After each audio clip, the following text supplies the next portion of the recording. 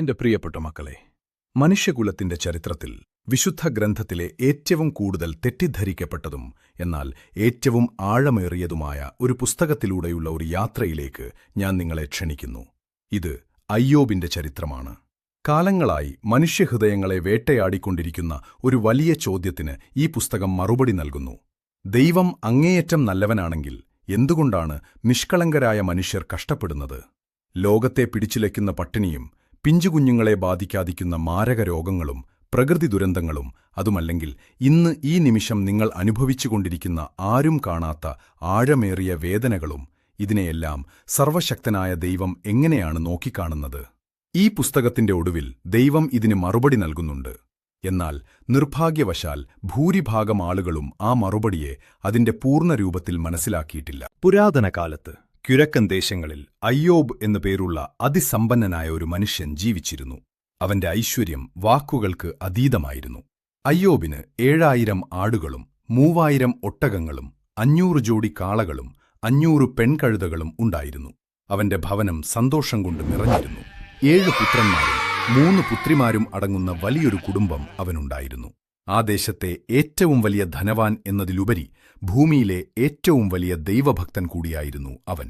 തന്റെ മക്കളാരെങ്കിലും ഹൃദയം കൊണ്ടുപോലും ദൈവത്തെ വേദനിപ്പിച്ചിട്ടുണ്ടാകുമോ എന്ന് ഭയന്ന് അവനവർക്ക് ഓരോരുത്തർക്കും വേണ്ടി പുലർച്ചെ എഴുന്നേറ്റ് ഹോമബലികൾ അർപ്പിക്കുമായിരുന്നു. ബാഹ്യമായ പ്രവൃത്തികൾ മാത്രമല്ല, മനുഷ്യമനസ്സിന്റെ രഹസ്യങ്ങൾ പോലും ദൈവം അറിയുന്നുണ്ടെന്ന് അവന്റെ ആത്മാവ് തിരിച്ചറിഞ്ഞിരുന്നു. എന്നാൽ ഭൂമിയിലെ ഈ സമാധാനപൂർണമായ ജീവിതത്തിന് പിന്നിൽ സ്വർഗ്ഗത്തിൽ മറ്റൊരു രഹസ്യം നടക്കുന്നുണ്ടായിരുന്നു. ദൈവദൂതന്മാർ ദൈവത്തിനു മുൻപിൽ ഹാജരായ ഒരു ദിവസം അവിടെ ഹാസാത്താൻ എന്നറിയപ്പെടുന്ന ഒരു ആത്മാവും ഉണ്ടായിരുന്നു. പുരാതന ഭാഷയിൽ ഇതിനർത്ഥം കുറ്റം ചുമത്തുന്നവൻ എന്നാണ്. ഈ ലോകത്തിലെ കാര്യങ്ങൾ നിരീക്ഷിക്കാനും മനുഷ്യരുടെ കുറവുകൾ കണ്ടെത്താനും നിയോഗിക്കപ്പെട്ട ഒരു ആത്മാവിനെപ്പോലെ അവൻ ദൈവത്തോട് ചോദിച്ചു, അയ്യോബ് വെറുതെയല്ല അങ്ങയെ ഭയപ്പെടുന്നത്. അങ്ങ് അവന് നൽകിയിട്ടുള്ള സമ്പത്തും സംരക്ഷണവും കാരണമാണ് അവൻ ഇത്രയും ഭക്തി കാണിക്കുന്നത്. അവന്റെ പക്കലുള്ളതെല്ലാം ഒന്ന് എടുത്തു നോക്കൂ. അവൻ അങ്ങയെ മുഖത്തുനോക്കി ശപിക്കുന്നത് അങ്ങേക്ക് കാണാം. അതൊരു വലിയ പരീക്ഷണത്തിന്റെ തുടക്കമായിരുന്നു. കന്നിമ ചിമ്മുന്ന വേഗതയിൽ അയ്യോബിന്റെ ലോകം തകർന്നു വീണു. ശത്രുക്കൾ വന്ന് അവന്റെ കന്നുകാലികളെ പിടിച്ചുകൊണ്ടുപോയി. വേലക്കാരെ വധിച്ചു. ആകാശത്തുനിന്ന് വീണ അഗ്നി അവന്റെ ആടുകളെയും ഇടയന്മാരെയും ദഹിപ്പിച്ചു കളഞ്ഞു. മറ്റൊരിടത്തുനിന്നു വന്ന കൽദായർ ഒട്ടകങ്ങളെ അപഹരിച്ചു. എന്നാൽ എല്ലാറ്റിലുമുപരിയായി മക്കൾ ഒരുമിച്ചിരുന്ന് ഭക്ഷണം കഴിച്ചുകൊണ്ടിരുന്ന വീട് ഒരു വലിയ കൊടുങ്കാറ്റിൽ തകർന്നു വീഴുകയും അവന്റെ 10 മക്കളും തൽക്ഷണം മരിക്കുകയും ചെയ്തു. ലോകം കണ്ട ഏറ്റവും വലിയ ദുരന്തവാർത്തകൾ ഒന്നൊന്നായി കേട്ടിട്ടും അയ്യോബ് തന്റെ വിശ്വാസത്തിൽ നിന്ന് ചഞ്ചലപ്പെട്ടില്ല. അവൻ വസ്ത്രം കീറി തലമുണ്ടനം ചെയ്ത് നിലത്തു വീണ് ദൈവത്തെ നമസ്കരിച്ചു. അവൻ പറഞ്ഞു, അമ്മയുടെ ഗർഭപാത്രത്തിൽ നിന്ന് നഗ്നനായി ഞാൻ വന്നു. നഗ്നനായി തന്നെ ഞാൻ മടങ്ങും. കർത്താവ് നൽകി, കർത്താവ് എടുത്തു. കർത്താവിന്റെ നാമം വാഴ്ത്തപ്പെടുമാറാകട്ടെ. അയ്യോബിന്റെ ഈ ഉറച്ച വിശ്വാസം കണ്ടിട്ടും കുറ്റം ചുമത്തുന്നവൻ പിന്മാറിയില്ല. അവൻ ദൈവത്തോട് പറഞ്ഞു, മനുഷ്യൻ തന്റെ ജീവന് വേണ്ടി മറ്റെന്തും നൽകും. അവന്റെ ശരീരത്തെ ഒന്ന് തൊട്ടുനോക്കൂ. അവൻ തീർച്ചയായും അങ്ങയെ തള്ളിപ്പറയും. അങ്ങനെ ദൈവത്തിന്റെ അനുവാദത്തോടെ അയ്യോബിന്റെ ശരീരത്തിൽ കാൽപാദം മുതൽ ഉച്ചിവരെ മാരകമായ വ്രണങ്ങളുണ്ടായി. ആ വേദന സഹിക്കവയ്യാതെ അവൻ ചാരക്കുമ്പാരത്തിൽ പോയിരുന്ന് ഒരു ഓട്ടുകഷ്ണം കൊണ്ട് തന്റെ ശരീരം ചിരണ്ടി. ആ ചാരക്കുമ്പാരമെന്നത് കേവലം ചാരമായിരുന്നില്ല, മറിച്ച് മൃഗങ്ങളുടെ കാഷ്ഠമുണക്കി കത്തിക്കുന്ന വെറുക്കപ്പെട്ട ഒരിടമായിരുന്നു. അവന്റെ പ്രിയപ്പെട്ട ഭാര്യ പോലും തകർന്നുപോയി. അവൾ പറഞ്ഞു, നീ ഇനിയും നിന്റെ ഭക്തിയിൽ ഉറച്ചു നിൽക്കുന്നുവോ? ദൈവത്തെ ശപിച്ചിട്ട് മരിച്ചുകൂടെ? എന്നാൽ അയ്യോബ് പറഞ്ഞു, നാം ദൈവത്തിന്റെ കയ്യിൽ നിന്ന് നന്മ സ്വീകരിച്ചു, തിന്മയും സ്വീകരിക്കേണ്ടതല്ലേ? അയ്യോബിന്റെ കഷ്ടതയറിഞ്ഞ് അവന്റെ 3 സുഹൃത്തുക്കൾ അവനെ കാണാനെത്തി: എലീഫസ്, ബിൽദാദ്, സോഫർ. അവന്റെ അവസ്ഥ കണ്ട് അവർക്കവനെ തിരിച്ചറിയാൻ പോലും കഴിഞ്ഞില്ല. 7 പകലും 7 രാത്രിയും അവർ അവനോടൊപ്പം നിലത്തിരുന്നു, ഒന്നും സംസാരിച്ചില്ല. ഒടുവിൽ അയ്യോബ് താൻ ജനിച്ച ദിവസത്തെ ശപിച്ചുകൊണ്ട് വായ തുറന്നു. ഞാൻ ജനിച്ച ദിവസം അന്ധകാരമായി പോകട്ടെ, ആ രാത്രിയിൽ വെളിച്ചമുദിക്കാതെയിരിക്കട്ടെ എന്ന് അവൻ വിലപിച്ചു. അവന്റെ ഈ വാക്കുകൾ സുഹൃത്തുക്കളെ പ്രകോപിപ്പിച്ചു. അവർ അവനെ ആശ്വസിപ്പിക്കുന്നതിനു പകരം കുറ്റപ്പെടുത്താനാണ് ശ്രമിച്ചത്. അവരുടെ വാദങ്ങൾ പുരാതന ലോകത്തിന്റെ ചിന്താഗതിയായിരുന്നു. നീ പാപം ചെയ്തതുകൊണ്ടാണ് നിനക്ക് ഈ ദുരന്തങ്ങളുണ്ടായത്. എലീഫസ് ഒരു സിംഹത്തിന്റെ ഉദാഹരണമാണ് പറഞ്ഞത്. ശക്തിയുള്ള സിംഹക്കുട്ടികൾ പോലും ഇര കിട്ടാതെ അലഞ്ഞുതിരിയുന്നതുപോലെ ദൈവത്തെ ഉപേക്ഷിച്ച നിന്റെ മക്കളും തകർക്കപ്പെട്ടു എന്ന് അവൻ ആഞ്ഞടിച്ചു. ബിൽദാദ് ചോദിച്ചു, വെള്ളമില്ലാതെ പാപ്പിറസ് ചെടികൾ വളരുമോ? ദൈവത്തെ മറന്നതുകൊണ്ടാണ് നിന്റെ ജീവിതം ഇങ്ങനെ ഉണങ്ങിപ്പോയത്. സോഫർ അതിലും കഠിനമായി സംസാരിച്ചു. അവൻ പറഞ്ഞു, നീ അന്യായമായി സമ്പാദിച്ച ധനം ദൈവം നിന്റെ വയറ്റിൽ നിന്ന് പുറത്തെടുപ്പിക്കുകയാണ്. നിന്റെ പാപത്തിനനുസരിച്ചുള്ള ശിക്ഷയല്ല ദൈവം നൽകുന്നത്, മറിച്ച് അതിലും കുറച്ചേ നൽകുന്നുള്ളൂ എന്ന് അവൻ ക്രൂരമായി പറഞ്ഞു. ഈ സുഹൃത്തുക്കൾ അക്കാലത്തെ ഏറ്റവും വലിയ പണ്ഡിതന്മാരായിരുന്നു. അവരുടെ വിശ്വാസമനുസരിച്ച് ഭൂമിയിലെ വേദനകൾ എപ്പോഴും ചെയ്ത പാപത്തിന്റെ ഫലമാണ്. എന്നാൽ അയ്യോബ് നിരപരാധിയായിരുന്നു. തന്റെ നിഷ്കളങ്കത തെളിയിക്കാൻ ദൈവത്തെ ഒരു കോടതിയിലേക്ക് വിളിക്കാൻ അവൻ ആഗ്രഹിച്ചു. സർവശക്തൻ എനിക്ക് മറുപടി നൽകട്ടെ, ഞാൻ എന്റെ ഭാഗം വാദിക്കാം എന്ന് അവൻ ആത്മവിശ്വാസത്തോടെ പ്രഖ്യാപിച്ചു. താൻ അനുഭവിക്കുന്ന ഈ കൊടിയ വേദനയ്ക്ക് ഒരു ഉത്തരം ദൈവം നേരിട്ട് നൽകണമെന്ന് അവൻ വാദിച്ചു. ആ സമയത്താണ് എലീഹു എന്ന മറ്റൊരു യുവാവ് അവിടെ പ്രത്യക്ഷപ്പെടുന്നത്. അവൻ അയ്യോബിനെയും സുഹൃത്തുക്കളെയും ഒരുപോലെ ശകാരിച്ചു. വേദന എന്നത് എപ്പോഴും ഒരു ശിക്ഷയല്ലെന്നും, മറിച്ച് മനുഷ്യനെ തിരുത്താനും വരാനിരിക്കുന്ന വലിയ അപകടങ്ങളിൽ നിന്ന് രക്ഷിക്കാനും ദൈവം നൽകുന്ന ഒരു മുന്നറിയിപ്പാണ്, അല്ലെങ്കിൽ ഒരു ഒരുക്കമാണെന്ന് അവൻ വാദിച്ചു.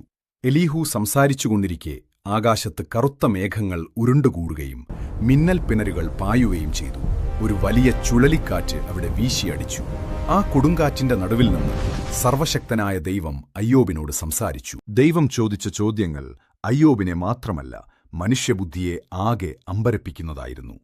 ഭൂമിക്ക് അടിത്തറയിട്ടപ്പോൾ നീ എവിടെയായിരുന്നു?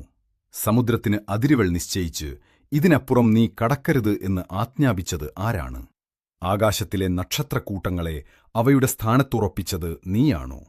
മരണത്തിന്റെ നിഗൂഢമായ വാതിലുകൾ നീ കണ്ടിട്ടുണ്ടോ? ദൈവം അയ്യോബിനെ പ്രപഞ്ചത്തിന്റെ വിസ്മയകരമായ രഹസ്യങ്ങളിലൂടെ കൊണ്ടുപോയി. മൃഗങ്ങളുടെയും പക്ഷികളുടെയും ജീവിതത്തെക്കുറിച്ച് ദൈവം സംസാരിച്ചു. കാട്ടുസിംഹത്തിന് ഇര നൽകുന്നതും കാട്ടുമൃഗങ്ങൾ പ്രസവിക്കുന്ന നിഗൂഢമായ സമയമറിയുന്നതും കഴുകൻ ഉയരത്തിൽ കൂടുണ്ടാക്കുന്നതുമെല്ലാം ദൈവം എത്രമാത്രം സൂക്ഷ്മമായി നിരീക്ഷിക്കുന്നുവെന്ന് അവൻ വിശദീകരിച്ചു. ഇതിലൂടെ ദൈവം അയ്യോബിന് നൽകിയ വലിയ സന്ദേശം ഇതായിരുന്നു: അയ്യോബ്, ഈ വിപുലമായ പ്രപഞ്ചം ഭരിക്കാൻ എനിക്ക് നിന്റെ സഹായമോ ഉപദേശമോ ആവശ്യമില്ല. ഒരു ചെറിയ പക്ഷി നിലത്ത് വീഴുന്നതുപോലും ഞാൻ അറിയുന്നുണ്ടെങ്കിൽ നിന്റെ വേദന ഞാൻ കാണുന്നില്ല എന്ന് നീ കരുതുന്നുണ്ടോ? നിനക്ക് മനസ്സിലാക്കാൻ കഴിയാത്ത ഒരു വലിയ ക്രമവും നീതിയും ഈ പ്രപഞ്ചത്തിലുണ്ട്. നിന്റെ കാഴ്ചപ്പാടുകൾ പരിമിതമാണ്, എന്നാൽ എന്റെ കാഴ്ചപ്പാടുകൾ അനന്തമാണ്. തുടർന്ന് ദൈവം പ്രകൃതിയിലെ 2 അമാനുഷിക ശക്തികളെക്കുറിച്ച് സംസാരിച്ചു: ബെഹമോത്തും ലിവ്യാത്താനും. ബെഹമോത്ത് ഒരു കൂറ്റൻ മൃഗമാണ്. അതിന്റെ വാൽ ദേവദാരു വൃക്ഷം പോലെ ശക്തമാണ്. എന്നാൽ അതിലും ഭീകരമാണ് ലിവ്യാത്താൻ. അതൊരു സമുദ്ര സർപ്പമാണ്. അതിന്റെ വായിൽ നിന്ന് അഗ്നിജ്വാലകൾ പുറപ്പെടുന്നു. മൂക്കിൽ നിന്ന് പുക ഉയരുന്നു. ഈ ഭൂമിയിലുള്ള ഒരു ആയുധത്തിനും അതിനെ തോൽപ്പിക്കാൻ കഴിയില്ല. ലിവ്യാത്താൻ എന്നത് ജീവിതത്തിലെ അപ്രതീക്ഷിതമായ അരാജകത്വത്തിന്റെയും കഷ്ടപ്പാടുകളുടെയും പ്രതീകമാണ്. മനുഷ്യർക്ക് ഈ സമുദ്രസർപ്പത്തെ കീഴടക്കാൻ കഴിയില്ല. എന്നാൽ ദൈവം അതിനെ തന്റെ നിയന്ത്രണത്തിൽ നിർത്തിയിരിക്കുന്നു. ദൈവം പറയുന്നു, ഞാൻ ഇതിനെ മെരുക്കുന്നു. ജീവിതത്തിലെ ഏറ്റവും വലിയ ദുരന്തങ്ങളെയും നന്മയാക്കി മാറ്റാൻ എനിക്ക് മാത്രമേ കഴിയൂ. ദൈവത്തിന്റെ ഈ ഗംഭീരമായ പ്രസംഗം കേട്ടപ്പോൾ അയ്യോബ് തന്റെ വിവേകശൂന്യത തിരിച്ചറിഞ്ഞു. അവൻ പറഞ്ഞു, മുൻപ് ഞാൻ അങ്ങയെക്കുറിച്ച് കേട്ടിട്ടേ ഉണ്ടായിരുന്നുള്ളൂ. എന്നാൽ ഇപ്പോൾ എന്റെ കണ്ണുകൾ അങ്ങയെ നേരിട്ട് കാണുന്നു. ഞാൻ എന്നെത്തന്നെ വെറുക്കുന്നു. ചാരത്തിലും പൊടിയിലുമിരുന്ന് ഞാൻ പശ്ചാത്താപിക്കുന്നു.